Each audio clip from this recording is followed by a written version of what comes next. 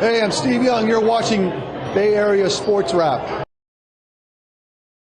It's going to be a work in progress, whether you've been in a system for 5 years or for 1 year or a couple months, it doesn't matter. So just trying to take it day by day and do what they're asking me to do. And there's going to be ups and downs, but yeah, we found some consistency here, and I just need to keep stacking good days. What's kind of your process for your time away, staying in the playbook and things like that? How do you kind of... Yeah, I did like 10 practices on my own in full pads, so that was kind of my plan leading up to this, and I feel like that really helped to go through each install. And obviously OTAs is great when you kind of get introduced to it and learn and hear things for the first time, and then obviously these training camp practices are very important, and then you get a chance to apply it into the games during the preseason. But like I said, I'm just trying to focus on each attempt and taking it one play at a time and really listen to the coaches. Obviously we got some good coaches, and they've seen these plays against a lot of different looks, so I'm just listening to them and following them. When you said you did 10 practices, did you take like scripts from yeah. here, and how do you kind of, where do you do it, how do you go about it? Yeah, we have obviously installs like every team does, and you go through and just hit each play and call the play and run the plays, and I was fortunate to have people help me do that, and I've always done that really, but I really kind of built a plan this offseason because it is new and it is a lot of like hard play calls and stuff, so obviously just trying to apply that to these practices here. Where did you do that? In Florida. Did you bring your uniform to Florida?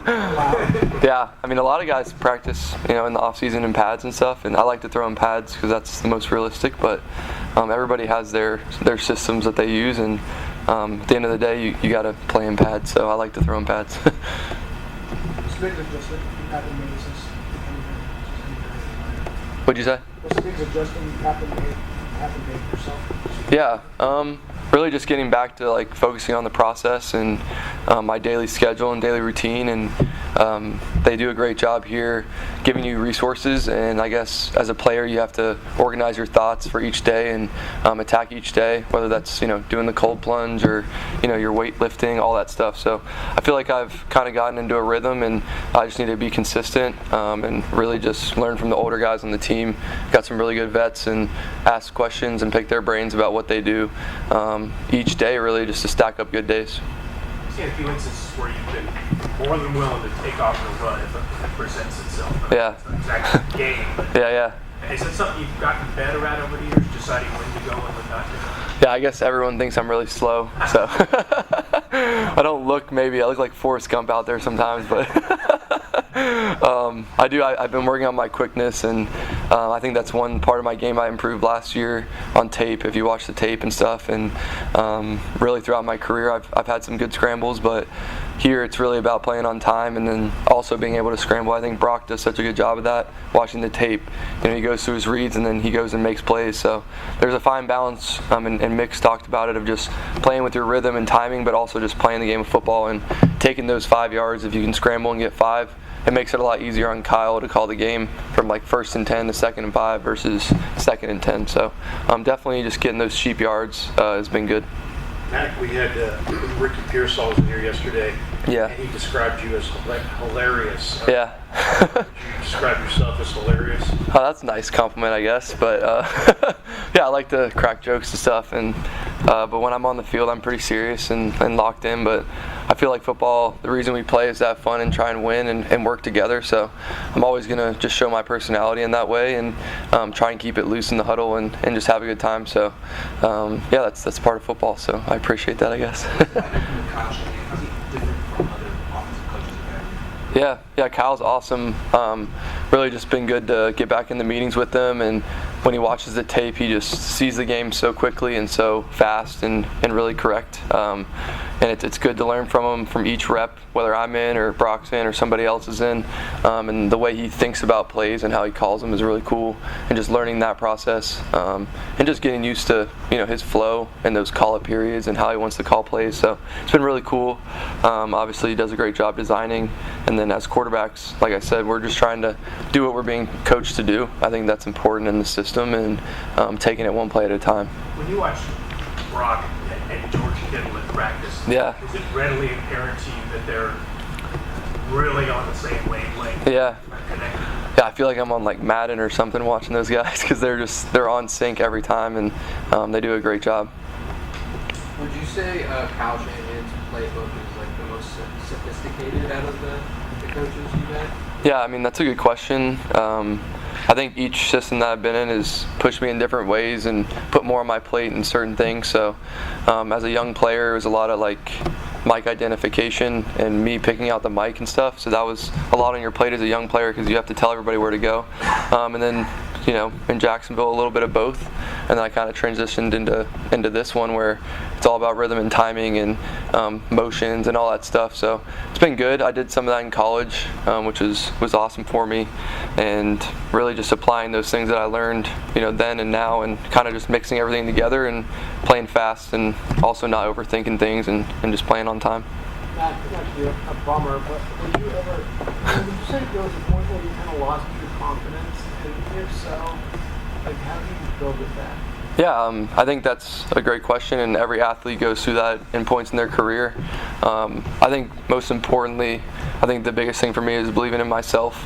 And not having somebody tell you that you're good or bad or whatever. It all comes from what you believe and what you worked for. So yeah, I've struggled with that, but I also feel very confident, especially going to a new spot, having a fresh start and trying to earn it every day. I think that's important, and learning from some of these players on this team.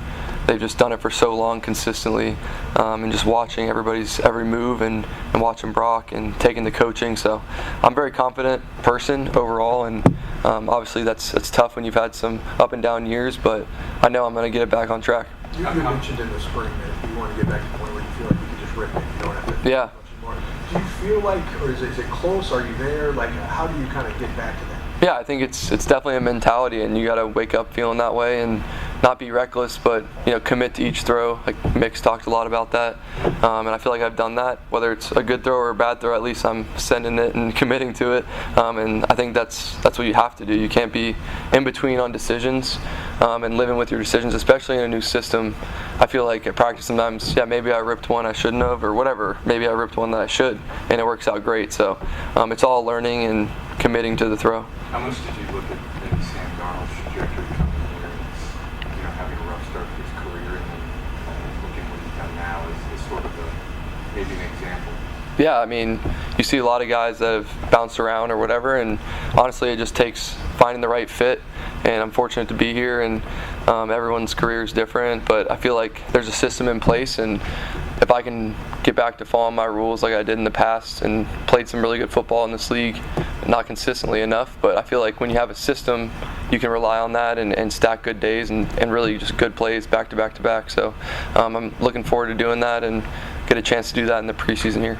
Matt, where in the process of camp do you get to kind of build that rapport or talk to your receivers about where they like a ball on a certain route? Yeah. How does that all come together?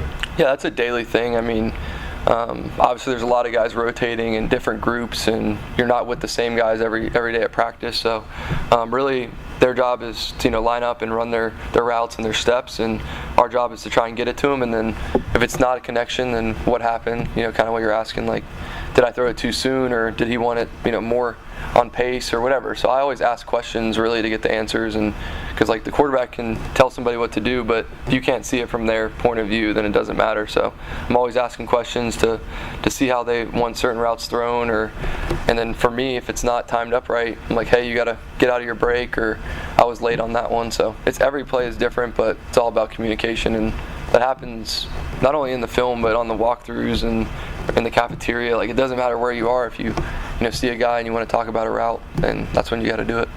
Two more guys. How's the give and take been between you and Brock? Like, what are some things that he's taught you and maybe some things that you've done? Yeah, I mean, like I said, Brock's done a great job in the system, so he's very consistent every day, comes to work every day, and I really just watch what he does, his footwork, his timing, ask him a question about a motion or a play that he's run in the past, and he's just been great on telling me, how to do it the right way, and vice versa. I mean, anything that I can help him with, I will, and I mean, obviously he's a pretty independent guy, so I'm looking forward to just being with him and watching his tape, and obviously he'll watch mine, and we'll just bounce ideas off each other, and that's how you get better. You filled in from last Friday, so you have experience with the ones. I'm more curious about what you see on the 49er defense. Some guys that may have surprised you, whether they're incumbent guys. Yeah. Like Trent, or excuse me, like Bosa or Fred. Yeah. Some new guys that jump out at you going, oh, okay, this is something to pay attention to. Yeah, I think a lot of it is scheme too. I think Coach Sala's done a good job. I played against him in the past a few times, and he's doing a good job mixing it up. And they're very, the front is the front. They're always going to go forward and be fast, and you can see that with Bosa and even some of the young guys there. And a lot of it is just, for me, I'm going against, I got the chance to go against the one defense. It is faster out there, and you got to be ready to play. You got Fred flying around, and D's out there. I like D's play. He's running around making plays. So they've done a good job, and I'm excited to see how they gel throughout the year and throughout the preseason, because they're doing some different stuff, and he looks like Coach Sala's done a good job, adjusting and things too. All right, thanks, Matt. Cool. This is ESPN radio announcer Mark Kestisher for Bay Area Sports Wrap. Please give us a like and subscribe to our YouTube channel.